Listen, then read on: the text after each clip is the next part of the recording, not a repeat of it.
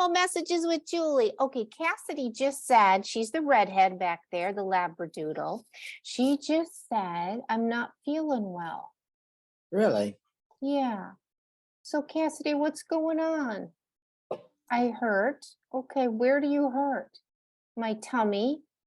Is it the top part of your tummy? No, bottom part. Did you go poop today? Not really. Okay. Do you okay, yeah, I'm feeling it like in my anus, and also in my lower back. So maybe something's ready to come out and she's been holding it. I don't know. Cassidy, can you wait till the end of the show? Yes, I can. And it might not come out because sometimes it doesn't come out. Oh yeah, and I'm still feeling strain on my lower back. So your lower back, honey? Yeah. Oh yeah, like she wants to bend it back and forth, back and forth, back and forth. Oh, did you sleep wrong or something, honey? I don't know. Sometimes things hurt. Okay, honey. All right, I'll get on with the show. Okay, so Patrick, say hi so the Zoom will go over to you. Oh, now the dogs aren't in view anyway. Hi.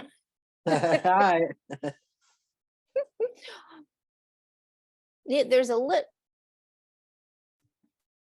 There's a lip. there's a little bit of Farley on your lap. Okay. Oh, Yeah.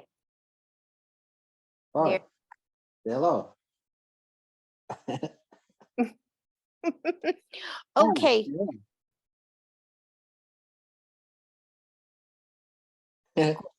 That's it. They're quiet today. Awesome. Awesome. Awesome. Awesome. Okay. So today, oh, first of all, if you're just joining us, okay, I'm an animal communicator. So here it is. I feel in my body what the animal feels. You saw a little bit of that with Cassidy. I'm an empath. I hear them in English, Spanish, and German, and then we talk. The dog and I talk. So I'm an animal therapist. I'm the bridge between the animals and the human world. And somewhere down below, there's donations. You can get to the website to make an appointment, et cetera, et cetera. So this week we got in new mugs. So I've got pink, yellow, and orange, and they're from Chico. There's our Chico. So he was a Chihuahua mix.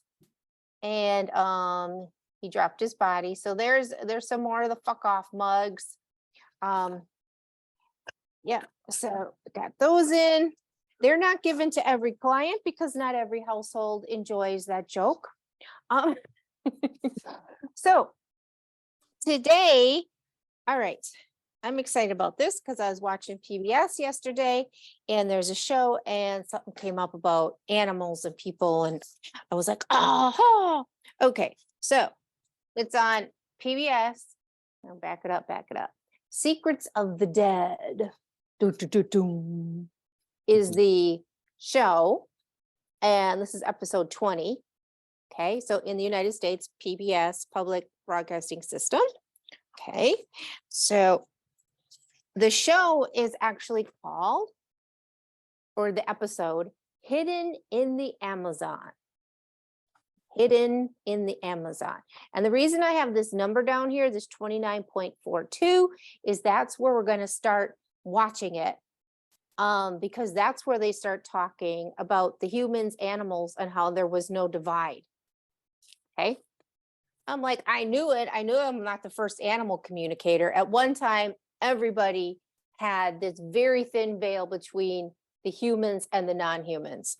Not just me, not just 10 people, but everybody. So the anthropologist that we're going to listen to is Philippe Descola. And he will be interpreted because he's speaking French. So I'm gonna start it so you can see what I'm talking about. Okay.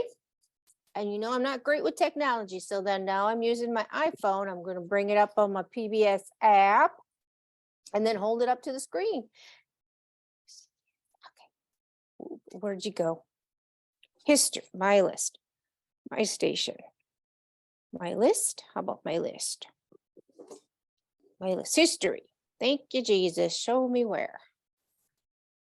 Okay, now it should start if I hit that button. So hidden in the Amazon, they're going to talk about humans and animals. It's not the main topic of the show. And Farley, we can play with the blue ball after we're done watching the TV because he brought Patrick his blue ball. Put it away. It's this idea of not differentiating between nature and culture, of it all being part of a whole. It's a complex concept for us Westerners to grasp.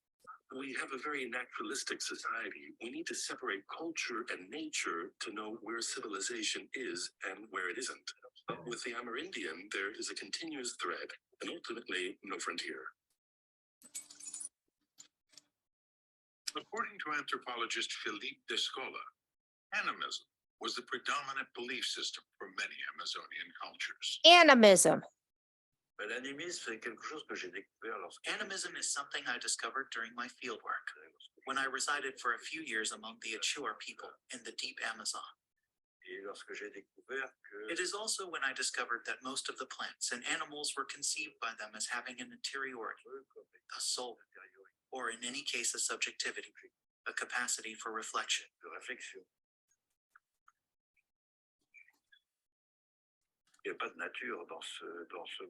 There is no nature in their world.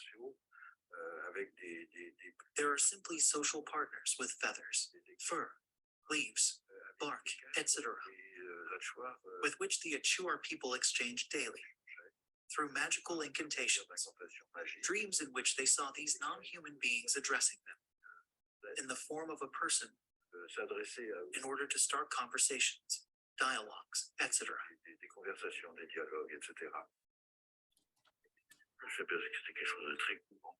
I realized that this was something very common in the Amazon and in other parts of the world. There is no conquest of the wild by the domestic, which is the most characteristic way for us to conceive of our relationship to nature. There are social relationships that are permanently established between humans and non-humans, that are not necessarily easy relationships. After all, the woolly monkey that comes to see you during a dream, the next day we will try to kill it and to eat it. The relationships between humans and non-humans are relationships of mutual accommodation. Very powerful relationships of attachment, competition, and solidarity. A spiritual union of people with the natural world was typical for Amazonian cultures. But scientists want to find the culture's creation myths, stories that explain the... So, Okay. wow, right? Yeah. My mind was blown because I've known that since I was a child, since ever, that, you know, the flies, the gnats, everything had a spirit, and to me had a way of communicating and was very close to me. It wasn't separate from me. And that's how I've existed my whole life. And my father, who has passed, who has dropped his body, would actually scold me and be like, they're not pets. You know, the flies, the gnats are not pets.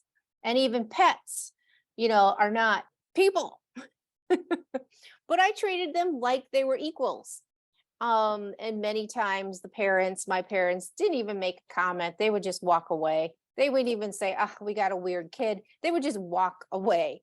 You know, they would just be like, "What's that glass of water doing in your bedroom?" It's for the fly, the house fly. So the house fly would have water to drink. I didn't kill the flies. I didn't kill them. But I also never had a ton of them in my space either. I'd be like, "Okay, you're bothering me. Can you go away now?" And then they go, it's like, "How about go over to that corner?" And they go away.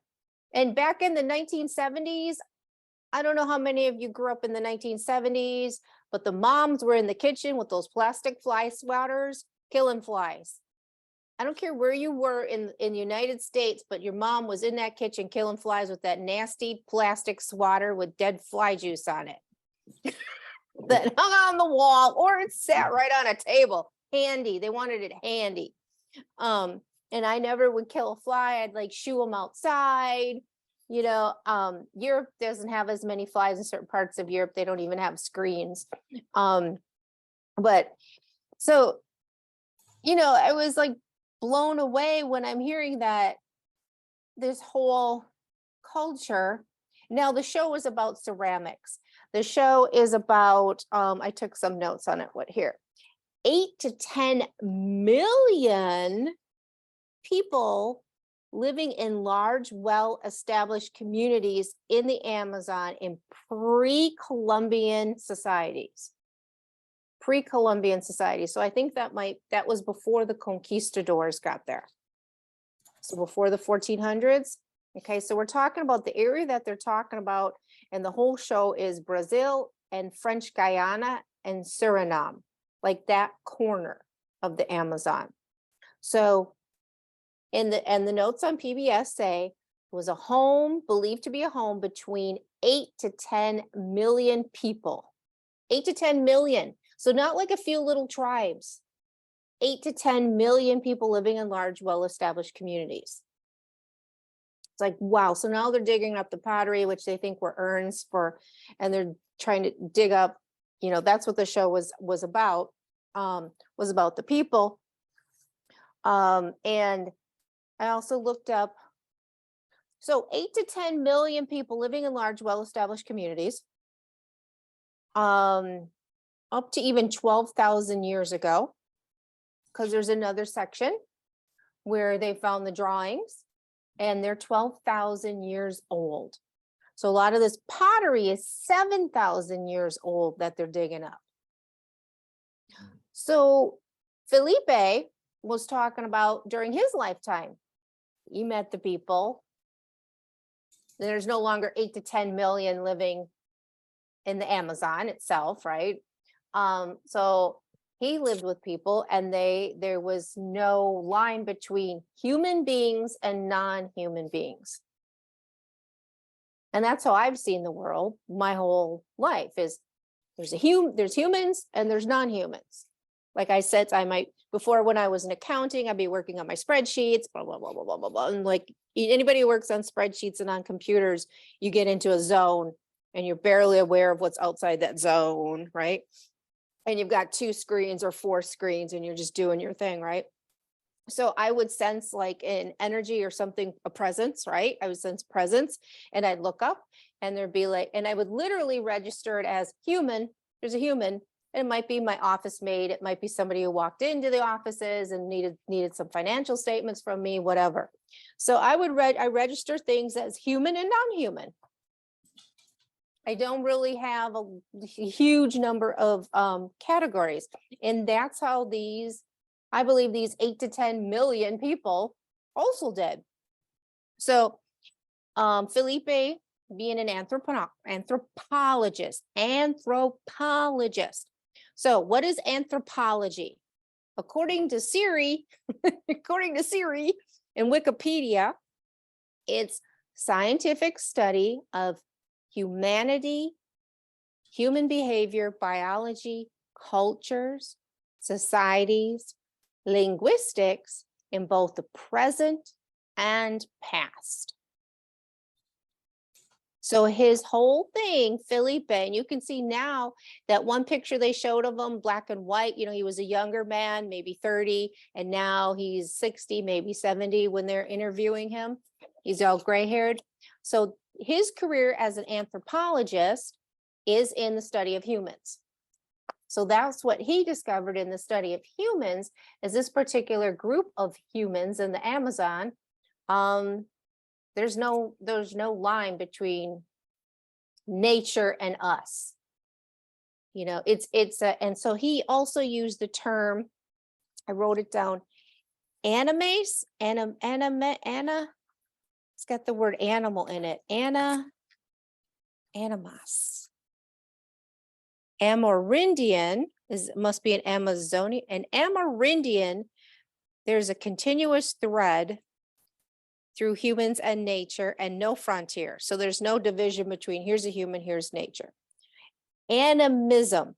Animism is what the term he used. And that's a prominent belief system of many Amazonians. Animism. So animals and humans were one. There's not really a line. There's non-humans and humans. But okay, so I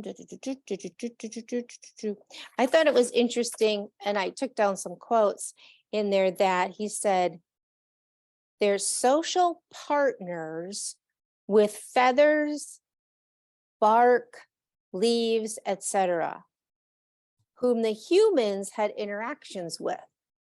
So like those dogs, Cassidy and Farley, are social partners of which humans interact with. And they truly are our pets, because the show is about our pets, right? Our pets are our social partners. They're our family, our Yeah. family with fur and paws, you We know, interact with them. and we interact with them, you know? And so this show is taking it one further. It's not necessarily pets. It was the jaguar, it is the monkey, it's the gnats, it's the mosquitoes, it's the plants, it's the coffee beans. It's, you know, all of that is also social partners, which is pretty cool. To me, it was pretty cool. And it's great that like a scientist is saying it instead of some hippy dippy lady who wears hats all the time. Anyway, we got that. Okay, so 37. Let me see if I can get it to go forward to 37. Down. Can do it. Can I do it? Can I do it? Can I do it? Can I do it? Oh, backwards. Boop, boop, boop. Felipe. Boop. Come on. 3646. Okay, we'll try that. The great story of speciation. How all living things, plants and animals, came to exist. Speciation. There is an original unity, a great culture that unites humans and non-humans who are not really distinguished from one another. The myth allows us to at least understand this, the golden age, if you will.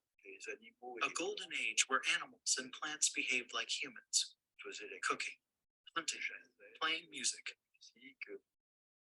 Amazonian mythology is a story that starts from culture and goes towards nature, while we are doing the opposite. This singular relationship Amazonians developed with their environment is at the heart of everything they do. But how long have humans been living in the Amazon rainforest? Is it possible to trace when these creation myths were first told? A tiny fragment of pottery of inestimable value offers a clue. This history of ceramics is a long one with very early origins. Some of the fragments of ceramics we have here are 7,000 years old. It is the oldest dated pottery ever. So, yep, I went, what was he saying? The unity that we all were, oh, did I write it down? Do you hear that, Wisconsin? Oh, who's the comedian that makes fun of that? I can't remember his I name. can't remember either. He's on Facebook Watch and everything. Oh, God. Yep, we just heard it. I can't remember, but how the unity was all one, and then they went back into the ceramics and they got down some of their 7,000-year-old ceramics. Now, the reason the whole show is about ceramics is because with anthropology and archaeology, they're looking for evidence, something we can look at, something we can date scientifically. You know, they're not looking for just stories, right? Or like I said, some hippy dippy lady saying, "Oh, I've existed that way," you know.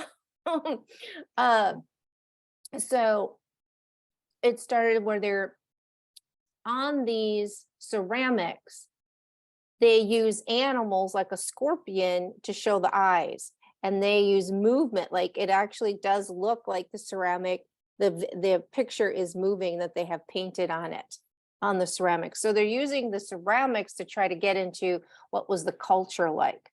And so they're burying human remains in these urns with all these animals on it, but yet the animals are positioned to look like human faces. So it's this thing. It is this thing. So then they start talking to Felipe, and Felipe is like, oh yeah, when I lived with them, it was this too. So it makes sense. And then they go back and later, because it's a whole hour-long episode, later they've got this cave which has all these drawings on it, which is the same thing, which shows like this again. It's not just like a human hunting a buffalo kind of thing. No, it's like this, like animal parts used to make a human face kind of thing. And you're like, what? And it is turning the Western culture. It's like, it is for me, like standing on my head and trying to figure it out, standing on my head and counting backwards from 100. It's like, it's very awkward because as Felipe said, they approach it backwards from how we do it. They went nature to culture. We go culture back to nature. So anyway, the point of these cave drawings, which I didn't write down where that begins. I thought, anyway, never mind. Wasps are protecting the drawings. Wasp? Wasps, W-A-S-P, stinging wasps. And they're protecting them? That's my point of view.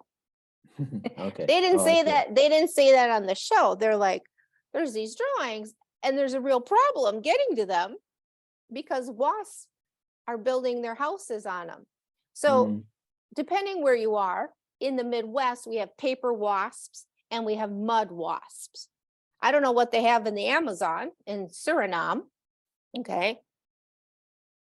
But paper wasps like to build on wood-like structures, and mud wasps like to build on mud, like chimney structures. And both of them are pretty docile. I don't have an issue with them. I'm like, they don't like the smell of peppermint, by the way. So if you just put peppermint in Dawn soap and put that out, they go away. They're like, no, we don't like it here. Because the smell of peppermint is like the worst fart possible. So they run from it. They're like, oh, we can't, oh God, everybody out. Oh my God. So we don't have, and you need something for the peppermint extract to hold it, which is why I use the Dawn dish soap. Any dish soap will work. And I spray that out and that does it. I don't need any chemicals. I don't need to kill them. They will move away from my space. So there's, maybe I should write PBS and they can let their archaeologists know, try peppermint and Dawn dish soap. So the archaeologists are there, which is not the same as an anthropologist. An archaeologist is very different from an anthropologist, which is why I looked up the definition. So the archaeologist is there trying to copy them, trying to use the expertise and everything. And they can't have any loud noises, no talking, because I guess a few stings from these wasps can kill a man. So it's not just paper wasp or mud wasp like in the United States. It's some serious Amazonian wasp. But the homes, they did zoom in on them. They look similar to our paper wasp homes. Oh, thank you, trees. I thought I was hearing like some hot water boil over or something, and actually it was a tree outside my window going. And I'm like, are we getting a rainstorm? I'm like, okay, thank you. So when I saw that and how these people can't get close to them, they have to stand back and they have to be very quiet. In my point of view, I'm like, the animal world, yep, definitely. They're protecting this 12,000-year-old mural. It's basically a mural that was made 12,000 years ago and has lasted this long in a cave that's now become exposed to light, and the wasps are on it and nobody can get close to it. And if they get stung, like they said, a few times, that's what they said in the episode, a man can die. So the animal world didn't send just any wasp. It sent some serious wasps, like to make a point to the humans, do not fuck with this wall. You know, it's like, don't even think about fucking with this wall. Because we got wasp on it. All right, so this is a little different than our normal show, but like I said, I saw that in the last 24 hours, and you know, my geeky mind got all excited that, ooh, it's out there. Okay, so now what's going on? Patrick keeps saying no and stay to Farley. Farley is our party animal. I just want him to sit down. I just want him to sit still. And Falling I all over.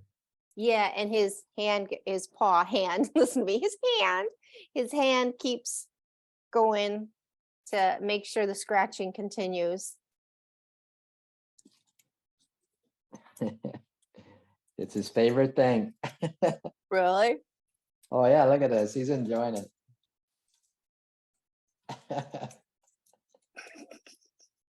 Such a life, Farley, such a life.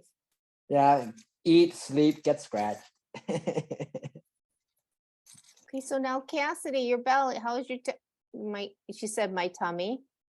It's better? It is better? I still feel some pressure. She said, yeah, it'll be fine.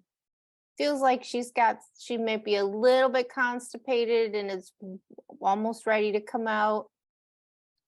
So and if you've watched in the past, Cassie's got a sensitive stomach and she's a worrywart, and you know, she has anxiety. She's not on any medication and she doesn't need any behavior modification, but she's just, you know, one of those beings that's like, oh no, oh, you know, and Farley's just the opposite. He's like, Farley's here, let's party. True.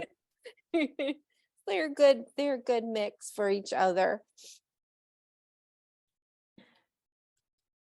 Yeah. And I'm in a different position now in the space. I'm always in a little different position. Okay. Are you at home? I am at home at the moment, and I got a new table, so I set that up. But I'm off tomorrow again. I'll be with Frodo and Pippin. Okay. Yeah, of Lord of the Rings. Oh, Yeah. no, they're dogs, and Pippin is a puppy. Yeah, and you met Frodo and Pippin a few weeks ago, so I'm back with A couple weeks ago, it wasn't not too long ago. not too long ago. Yeah, Cassidy wants attention. outside. She's saying outside. Okay, baby. She brought me her red toy. Oh, was that for throwing? For chewing and playing, just to get attention. Here, let's see if we can show you to you. Come here. There you go. Now Farley took it from her. Whenever Cassidy has something to play with, Farley tries to take it. Oh, okay. So, and then I try not to let him do that because it's not nice. So I try and tell him, nope, that's not nice. You can't have it. He's playing with it.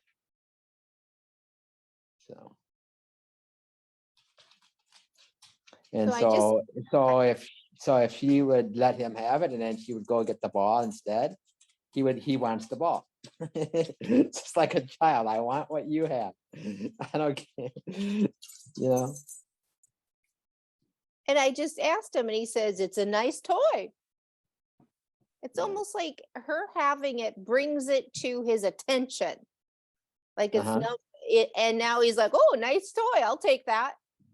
It's like you're gonna eat a nice piece of cake or a nice steak, and somebody else in your household is like, oh, that looks good, and then they just take it from you. Come here, Farley.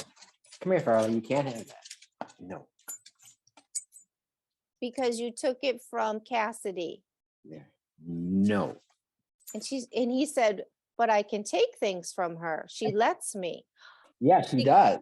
Yeah, because it's dog rules that if you have to hang on to your own shit, your own stuff. We're humans, we're a little bit different. We're like, we're not supposed to take from other people. We got a whole unwritten rule about that, you know, even if it's not locked up, if it's not on your property, you're not supposed to touch it. But dogs do not have that rule. You know, like if you leave a Frisbee on the back of your car, nobody else is supposed to touch that Frisbee because it's on your car. But, right? That's like our unwritten rule in the world, right? Or at Yeah. least in the United States, right? You leave a ball on, you know, if you're at a park. But dogs, no. If it's unattended, they can take it. If you let them take it out of your mouth, they can take it. It's like the other dog's job to protect it. Mhm. And he's stronger than her, so Yeah. And plus, I don't think she cares as much. She's like, okay, whatever. She's like, you know, she just has that she goes with the flow. You know, Yeah. it's like his desire for it's stronger than her desire. She's like she adjusts for him, continually adjusts for him. yeah, it's their way of playing together. It's their way of existing together as a pack. Like he has this role of being dominant and she has more of a submissive role. Mm-hmm. Yeah. Mhm. And it works for them. They're in a pack and it works.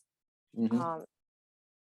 You're right. It's as a human, we're like, oh, there's one of my friends. Okay. There was a gnat that just went up here. And I said to it earlier today because it's annoying me. And I said, well, how about if you just stay in this corner? And then said, no, but I can't fly. I said, well, okay, how about if you go in the bathtub area? You go in the bathtub area and fly around, then you won't annoy me. Because the problem is you're annoying me when they do this, you know, and Yeah. you know, and I don't know if it's a fungus gnat or if it's a drain fly. It's probably not drain flies. I just treated the drains. But I know the building and the property has a gnat issue. So it's probably more fungus from all the rain and trees. Along with plants comes bugs, you know. It's that whole, yeah, just is. Yeah. So I'll tell you what she does Mhm. when he takes the toys from her, and he kind of lets them because he's stronger, and he just says it. He bites his privates. What? Yes. So how does this work? She waits until he's chewing on the Well, toy. no, because why? Okay, so she'll have it in her mouth, like the ball or the Kong toy. Here's the Kong toy. So if she's chewing on it, and then he'll do it like, you know, the mouth. He'll take it from her with his mouth, and she kind of easily lets it go. But then as he's walking away from it, she bites his privates. All right, Not real Anthony. hard, but she does it. And then he turns around and looks at her. Like, what the heck, huh? What the heck, dude? What are you doing? So she's submissive, but she's passive aggressive. She knows what she's doing. She knows what she's doing. She's like, well, I'm not going to expend a lot of energy, but I'm going to let you know I didn't like that. Yeah. So it's kind of like a corrective nip, but it's an alteration of a corrective nip in their world. It's kind of funny that she knows to do that. She knows how to get his attention. That gets his attention every time. Yeah. Because how could it not? And if she doesn't go to that area, she bites his tail. So She sorry. does let him know that she didn't like that. Yeah. So I But then wonder. they play. But then they continue to play. It's not like they're fighting. No. They play. That's the way they're playing. So It's just kind of like one human being going like that on another human being, right? Like you go like, Yeah. hey, knock it off. yeah. You know, And like she's her way of telling him, you might be stronger than me and get the ball away from me, but I'm going to do something. I'm going to you're going to get a bite back. No, what are you doing? But her telling him, you gotta sleep sometime. And we live together. Don't forget that. Yeah. We're a pack, and sometimes you asleep and I'm not. No playing the Oh, Cassidy. That girl is smart. So it almost seems passive aggressive. You know what I mean? It's almost like like a woman as somebody walks away, whether it's a sister or a husband or whatever that's done something, and you're like, bitch or asshole or whatever, as soon as their back is turned, but yet they can hear it, kind of. Yeah. It's almost like that. It's almost like that kind of energy. Fucking Uh-huh. asshole. Get away with that. But then they keep playing. It's not like she gets mad and walks away and they don't play each other. They continue playing. So, Yeah. I mean, and then I'll throw the ball or I'll throw the toy and he'll get it first or she'll get it first and he'll take it from her. And then as he's walking away, she grabs his tail, she bites his tail or That's the first I've heard of that. She's highly developed. Yeah. she's a smart girl. Yeah. And so I wonder if Farley sometimes thinks twice about taking something from her. I wonder if it's working, what she's I don't doing. think it's working. Mm-mm. No. No, It just- because they'll play that game for however long I let them play that game. You know.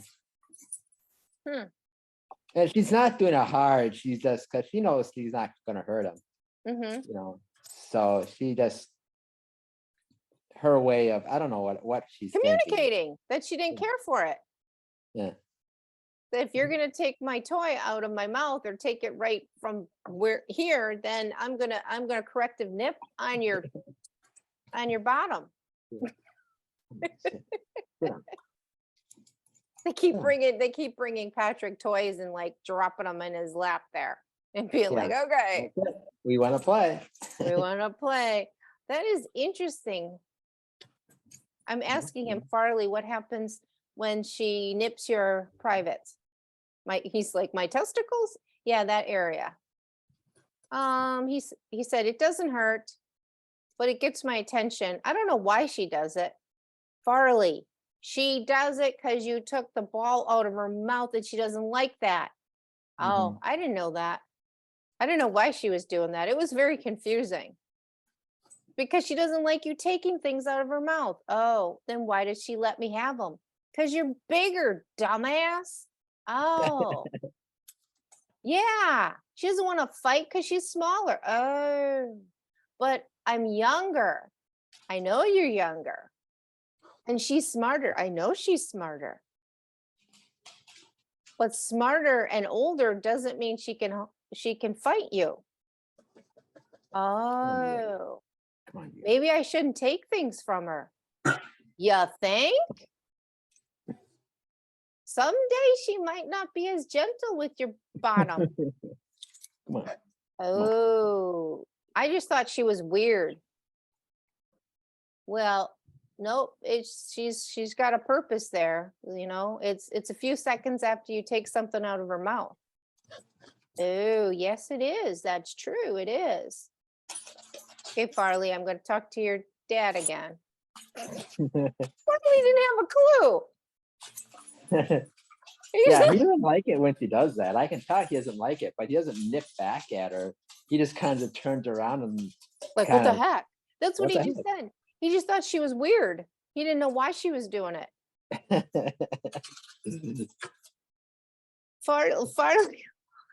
Farley's strong and cute. He's the party animal. He's like the straight C- D student and the party animal in high school. Yep, the class clown. Class clown. He's the class clown. Everybody wants to hang out with him. But his pack mate there is a lot smarter than him. No, he wasn't getting it. How could he not get it? But it was a few seconds later. And this is also a lesson for you humans that if you're going to use negative reinforcement with a dog, it's got to be immediate. Look at Farley. This was seconds later and he didn't even connect it. So when you're talking hours later, they don't connect it. Mhm. You go and you hit them because they pooped in the house or they chewed up They something. don't know. They don't know. They why. don't know. They don't connect the two. And you can say it all you want verbally. They're not getting the two connections. All they know is they're getting hit. That's all they know. But they don't connect. Except if they choose something and you got a weird, if you say, what did you do? Their ears go back. They know they did something wrong. You know, you don't need to hit them. You don't need to spank them or nothing. You just got to say, what did you do? And their ears go back and they go, oh, I wasn't supposed to do that. Exactly. Exactly. They know that they did something wrong if you show it to them and you got a scolding voice. It's the voice. Yep. Yep. The smart ones. Again, there's a, you know, what's the smart what poodles are, these are labradoodles, so they have poodle in them, so they're pretty smart. Even Farley's, I don't know why he wasn't getting that. It's like, Farley, you have poodle in you, dude. You're supposed to be smart. But Cassidy is very, very smart. Cassidy is very human. Oh. That's why he got the name Farley. He's the party animal. Really? Chris Farley. I know, but you never know. Like Pippin's not after Scottie Pippen. And Pippin is nothing like Pippin in Lord and the Rings. And Pippin's doing resource guarding lately, I heard. So we'll see how this see how this weekend goes. Oh yeah, I wondered about that. Yeah, but I didn't know what the breeder. So Farley. I gave him the name. Oh, I gave him the name Farley before I knew what his personality was. His personality followed the name. Oh, really? When he was a Yeah. puppy, they said, "What do you want to name him?" Because you had you picked out of the litter. Well, they give all the dogs names, and then the people who buy them can choose to keep it or not. So Oh, okay. like I don't even remember what his name was at the breeder, but Cassidy's was Jenna. And I named her CJ, Cassidy Jenna.